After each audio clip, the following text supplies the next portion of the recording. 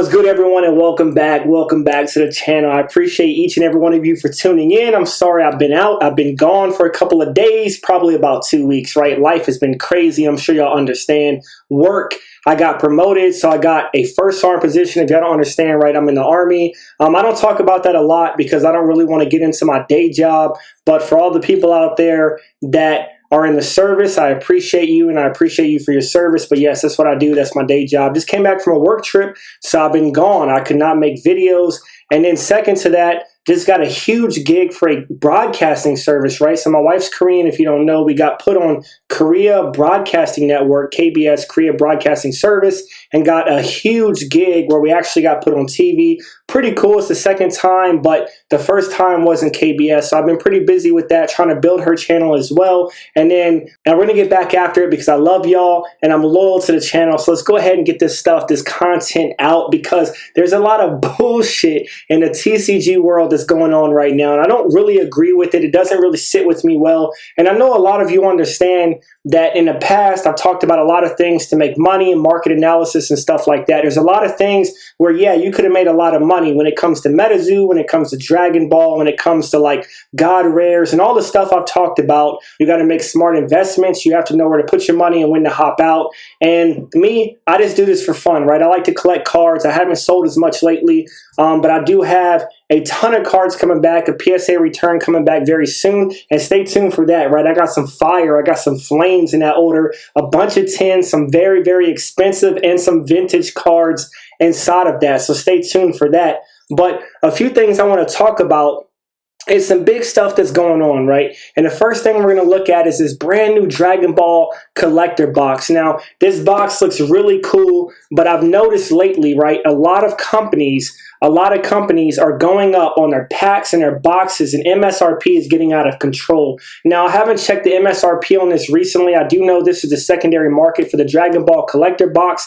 This is a very expensive premium Zenkai Series Set 3 product, but the box is very, very, very expensive.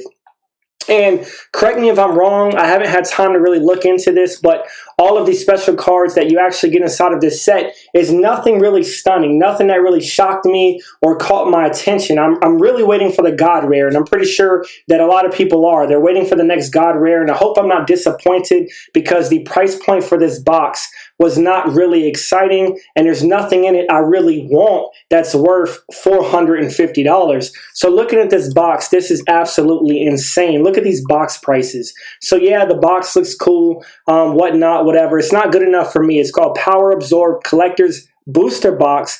Right now sitting between $355 from Italy to $450. You have a lot of watchers, and it's not because people are trying to buy this box right now. All of these watchers are probably people that are sitting on some of this product and they're waiting to see what it's going to go for. Because look, $450, if this shit sells, then people are going to start trying to off their stuff as the market goes up. But obviously it's going to come down, because when we go to the sold listings, let's see what the box is actually selling for right now, and I guarantee it's under $450. So right here we see one did just sell for $351, $351, $405. So it is under the $450 range, but too expensive for my blood right now. Pokemon has taken the best of me. And now we're talking about Pokemon, right? This is some more bullshit, some crazy stuff.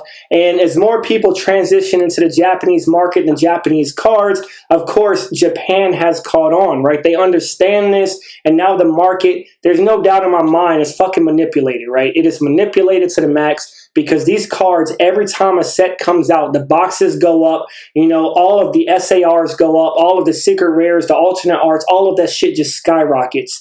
And it's amazing to me how much it goes for, and people are actually buying and eating this stuff up. And a lot of it is due to people not understanding how to check the market on the Japanese side and understand why the market is doing this and what it's doing. Now, a lot of times you see the Japanese cards can be more expensive and go for a higher premium than the US side. And I've been buying Japanese cards for a long time, right? And they were a lot cheaper, but lately it's like every time one comes out, it's just like, bam, going up in price, right? So when you look at this Dinger right here, you have the SAR. This set just came out, triple beat. I talked about this a couple of weeks ago, and the SAR already inside of this. Look what people are asking for this, $1,100. $840, right? This is also the current one right here, but this is a SR. This is not an SAR. Also the Dendra, but another very expensive card, $315. But this is the one that people are gunning for right here. And to be honest, yeah, it's cool. I like the card, right? Cool card. But is it worth $800? Not to me, right? I'm not going to buy this card for $800 to $1,000. It's just crazy to me. And when you look at the sold listings, right? People are eating this shit up. They're buying it. Look at this, $650. $650. That seems to be the going rate right now for people actually buying this SAR from Triple Beat from the Japanese set. And then you also have the other one, the Secret Rare, which is going for $200.97. So roughly $200 and between $650 to $680 for the SAR. Out of this world. Not doing it, right? And the last thing I want to talk about is transition just to a little bit of Metazoo, right? I want to talk about what's on my mind. And I don't have nothing up, right? I'm not going to look at prices and stuff like that right now. Let me go ahead and take a sip of this beer real quick. Because I got to let some stuff off my chest. All right, so Metazoo. Metazoo. Where can I start? All right, so I have been a fan of Metazoo for a very long time. I would say over a year, probably close to a year and a half. I've had Kickstarter boxes, I've had, you name it, samples, I've had PSA cards, a ton of Metazoo. I have Kickstarter cards coming back right now, and I've sold a lot of my collection. It does not mean that I don't have Metazoo. It does not mean that I don't like Metazoo. I love the artwork. There's a lot of things that got me into it. There's a lot of things that I enjoyed, but there's also a lot of things in the last, I don't know, 3 to 6 months that I have not enjoyed. Now, I'm not going to go over all of it because most of us understand the hatred and how people spew things and the FUD and all that stuff, and they want to get people worked up. That's not what I'm doing right here. What I'm saying is that Metazoo is not doing so hot right now. And I know people are going to come out of the woodwork. They're going to say, hey, the whole market is down, everything's down. I've said that myself. But to me, the problem, I think, with Metazoo right now is that the prices are too high, right? The map pricing is too high. I've said this. The first edition print runs are just continuing, right? The prices that people are asking for this stuff, they're not getting it. The prices are going down. They're plummeting. Kickstarter has gone down a lot in value. And there's just too many specialty pieces, right? That's what really upset me the most is that everything they did, every corner they turned happened to be some sort of specialty card, promo card, numbered card, serialized card, fucking all of it, right? You just had like 20 different secret rares that came inside of a set, all kinds of crazy stuff. And for me, it was just too much to keep up with, right? At first, I was excited. I was like, oh, all these collaborations. And then in the future, I started to realize that a lot of these collaborations are not even true collaborations.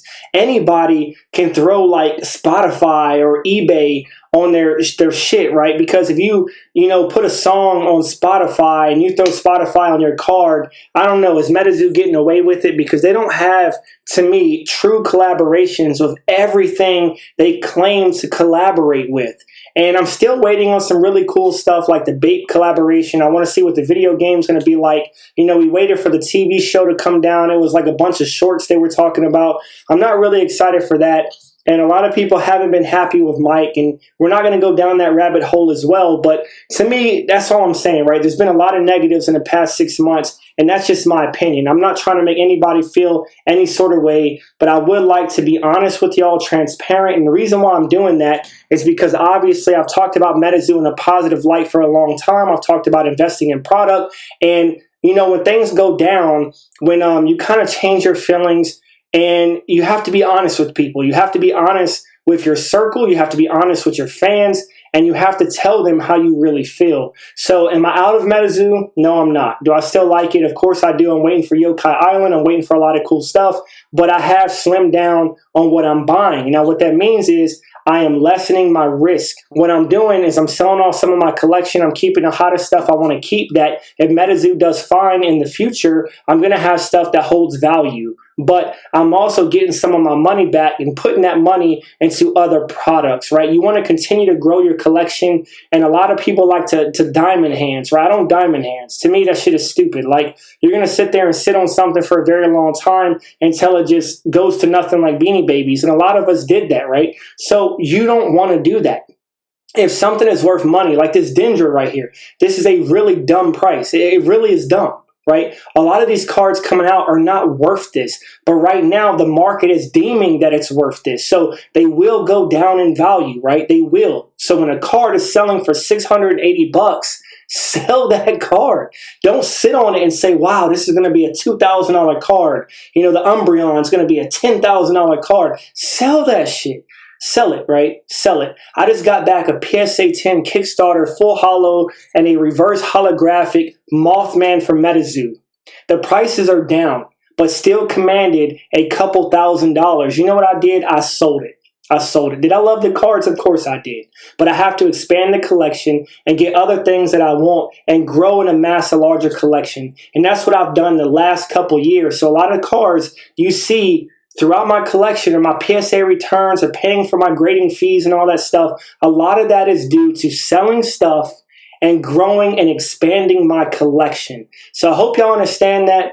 If y'all have any questions, reach out to me. I got y'all. I appreciate it. Reach out to me also on Instagram, invest_daily21. Very social, right? I will hit y'all back. I will write you back. Talk to you anytime of the day, throughout the week. Got y'all. I love all of you. Thanks for tuning in. I'll be back soon with another video, and I'll see y'all later. Out.